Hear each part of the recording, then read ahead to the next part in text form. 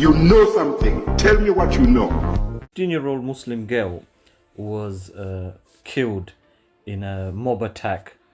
She went to protect her father when she saw her father being attacked.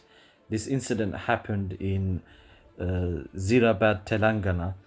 What makes this a bit unique is that fact that it's not in the north of India. Normally you hear a lot of this happening in the north of India, where Muslims are being lynched and killed and, you know, murdered.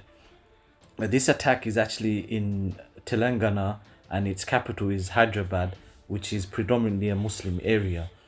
Brother Abu Shanks, what I want to ask you is this a surprise to you in India? Because the way things are going in India, we're constantly hearing Muslims, if they're not lynched, if they're not and murdered, they're at least being attacked heavily, and their businesses and houses are being ransacked and demolished. Yeah, no, I mean, this is nothing new in India under the current administration of Modi. Remember when Modi came into power, he came on the back of Hindu extremism, effectively. Modi himself, if I'm not mistaken, was actually regarded as a terrorist, and then he was taken off the list by the Americans so they can basically do trade with him and bring India into their sphere, effectively. And over the years, what you've seen is Muslims being lynched for eating cow, for selling cow. They're being lynched for publicly displaying acts of Islamic worship. They've been lynched because, you know, a Muslim guy may have been going out with a Hindu girl who's then converted of her own volition and is seen as, you know, jihad love or jihad marriage or some nonsense like this. Love jihad. And over the years, the Hindu extremists have become more and more emboldened because they know that the central government's got their back. So, you know, a few years ago, there was the case of this young Muslim girl who was kept in a temple and then raped multiple times by police officers, I think by the local politician, by the local temple priest. Now, they were subsequently arrested, and she was killed and her body was just literally thrown into the street as gutter. And they were subsequently arrested and tried. But that's the atmosphere that's been created, which is that actually it's fair game on Muslims. It's fair game. You can attack them, you can kill them, you can rape their women, etc., etc. And while it's been in the north, when you have this type of atmosphere, it starts to spread across the rest of the country. And that's what you're seeing now. It's now starting to, you know, unfortunately spread down to the south. And in this particular case, this young girl, only 16, I think 18 years old. 15 years old, trying to protect her father, and around 40 men lynched her father because he was publicly urinating. It didn't occur to them, hold on a second, there's this young girl trying to protect her father, let's try and stop. No, because the atmosphere is that it doesn't matter. They're Muslims, so their life isn't worth as much, and, you know, they are taking over, they're the fifth column now. And that's the atmosphere. Now, the thing to understand from all of this is, this stuff doesn't make the news. You don't hear about this type of stuff in the main broadcaster news, simply because India is seen as an ally. Is seen as an ally of the West. Is seen as an ally of America, with Trump currently being in power. You know, Trump likes so-called strong men as long as they're not stronger than him. But this is nothing surprising, the way they treat women. I mean, you know, these Hindu extremists have no respect for their own women, let alone the respect for the women of another religion or another culture. Yeah, look, a few weeks ago they had their biggest religious festival, and it's come out now that men have been recording women who have been bathing in the Ganges or whatever river it is, and they're selling these videos of women naked for 3,000 rupees. All these that's what's coming out in the Indian media at the moment. Now, just like you said, the reason it's not making the news is because right now every country is taking Indians, because in the West, what we're talking about is because they need people to work jobs that, you know, the native population don't want to do. And if it is a high skilled job, they want to give them these high skilled jobs and pay them 50-60% less than what they'll have to pay the native. What this shows is that for economic benefit, what the West is willing to do, and we know this is nothing to do, they always do these things, but social media, if you look at social media right now, The native population are absolutely fuming because the people that are coming are usually the people from the north, and they say these people have no civic sense. Yeah, they throw rubbish anywhere. They shit anywhere. Yeah, The let's be word you're real. looking for Yeah, is defecate, but yeah. they I wanted to say that, yeah, but I just want to be crude right now. Yeah, this is what they do. Yeah, and they're absolutely rude. They think they're better than everyone else because they bring in their caste system. Sorry, here they think because they're Brahmin, that means something in the West. That means nothing in the West. It don't mean anything, or anywhere outside India. We don't care what you are. Yeah, you don't come to someone's country and do nonsense all over the place to the point where legitimate stuff like weddings and stuff like that, and other communities who have similar weddings and stuff, are being attacked and mocked because of their stupidity. Yeah, because it's quite similar, the dress, the party, and all the rest of it. But culturally yeah, very similar. yeah, but they go to a whole nother level, and it's angering the native population in the West, and they don't want them. You go to any of them, you just see them, get rid of them and get rid of them. At the end of this video, I will put videos of the stuff that these northerners in North India, the stuff that they do. It's disgusting, bro. From piss drinking, shit eating, whatever it is. Yeah, they do crazy stuff. There was some have raped a lizard, dogs, cats, whatever you want. So how do you expect women to be safe if the animals ain't safe? They do this in India. These Hindu extremists, they do exactly the same in India. They have no respect for women. They have no respect for animals. They have no respect for children. Like I said, their own women are unsafe from them. Forget the women of other religions and other countries.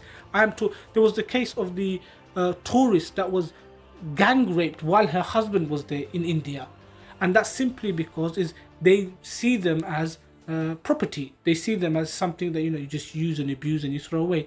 In some cases, there have been reports in India where some of these poor Hindu women who they've been caught with a guy, they've made them strip naked and beat them and lash them in the fields. And then the emboldening factor is, there's one thing doing that, there's another thing recording it and placing it on YouTube and placing it on social media, because you know that the government isn't going to do anything to you because you are a part of the government's voting electorate. And this isn't surprising even that the supporters do that, because Mr. Modi himself, he's the one who married a woman and abandoned and left her. He has no respect for women. His wife is still waiting for him to return home. But this man, he's at home alone with a guy. I know. So read what you want into that, isn't it? Yeah. But the point here being is, he himself has no respect. How do you think his followers are? How do you think this is the kind of culture? And I don't want to tar all Hindus with that, but this is the type of culture. Let's make this clear. This is the northern Indians mainly. Yeah, we know Hindus from the south. We know Hindus from Bangladesh. We know Hindus from Sri Lanka. They are not like this. No, they're absolutely not like this. I have a colleague at work, when I speak to him about these things, he makes it very clear is they are actually in the minority. However, they have got to the seat of power. That's what it is. They have power at the moment, but they are actually the minority. They are not the majority. And he absolutely detests them. He detests them, and he feels that they are giving him and his people that he knows a bad name. But the point here being is, that's the way the country, unfortunately, India is going now, which is that you can lynch a Muslim, you can kill a young woman who's trying to protect her father. She's not the first one. Unfortunately, she won't be the last one. You can attack their places of worship, you can attack their businesses, their properties, and really, the authorities won't protect you because they're the ones who are whipping up that particular atmosphere. They're the ones who are targeting Muslims with their words. They're the ones who are creating this environment. And then when it spills over, they may give some words of condemnation, but really they don't mean it. It's just to, okay, we've got to say this kind of thing to seem civilized. And it's an unfortunate. The Muslims in India are in a very precarious situation. Yeah, we can't really go too deep into this discussion. Otherwise, there's so many other things you can pick. Like I mentioned earlier, the caste system. If their own caste system sees the below guys, especially the Dalits, as basically subhuman, what do you think they're going to do to people that are not Hindus? Yeah, when they're allowed to do whatever they want to their own kind, they literally, when the political establishment tells you that you're better than everyone else, you can go and do whatever you feel like to these people. So what's the first thing that every man in India seems to want to do? Yeah, and to be fair, it happens in war and all the rest of it, is they want to rape the women. They want to rape the women. These women are disgusting, they're this, they're that, but you're more than happy to rape them. It's a filthy idea. What you find from that idea is how it dehumanizes people. And to be honest, in some senses, this particular idea of we are better than everybody else is not so different from the Zionists who feel that we are the chosen people and we are better than everyone else. Now, that concept of we are better than everybody else can lead to two directions. One is we are better than everybody else, so you're all lower than us, we're going to dehumanize you. And that's what you're actually seeing with these Hindu extremists, and this is what these Zionist extremists, these Jewish extremists have in common. Another aspect of that is, yes, as for example, us as Muslims, we believe that we are the best nation. Allah subhanahu wa ta'ala talk to us as the best nation. But then Allah gives us something and says, you are not here to oppress and subjugate people, you are here for their service. You should serve these people. You should show them the truth of Islam. You should make life better for people. You should show them the beauty of Islam and want them to embrace it. So look at the two mindsets. One mindset says we are better, but we want to give you something better. We want you to serve humanity. We don't see anyone lower than us. On the contrary, we see you as someone we have something to offer to you. And you can accept it on your own terms or you can reject it. It's up to you. Them, however, is we are better than you, and because we are better than, we can do what we like to you. Whether it's the Hindu extremists, we can do what you like to you Muslims, we can do what we like to the other populations in India, or whether it's the Zionist extremists or the Jewish extremists. So the Zionists, they're all extremists. Yeah? The Jewish extremists, which is that we are better than you, so we can discard you as we please. That's why the people in Gaza are not people. They're not human beings. These children are not children. They're all the enemy. They're Amalek. Same you will find in Hindu literature when they talk about other populations. So the mindset may come from two different places, is exactly the same. And that's probably why you see they actually get along quite along. The Hindus like the Israelis, the Zionists, even though the Zionists aren't too keen on them. But, Brother Abu Shanks, there is a similarity. Both are cow worshippers. When Musa alayhi salam went to get the commandments, they ended up worshipping the cow. Yes. These guys worship the cow. And these are the two most disgusting people on earth when it comes to looking at other communities. And this is what they will literally just want to kill them as if, they're cockroaches or something. This is the situation the world is in. We have a genocidal maniac in the Middle East, and we have a genocidal maniac in Asia. The world needs to stop these two disgusting ideology.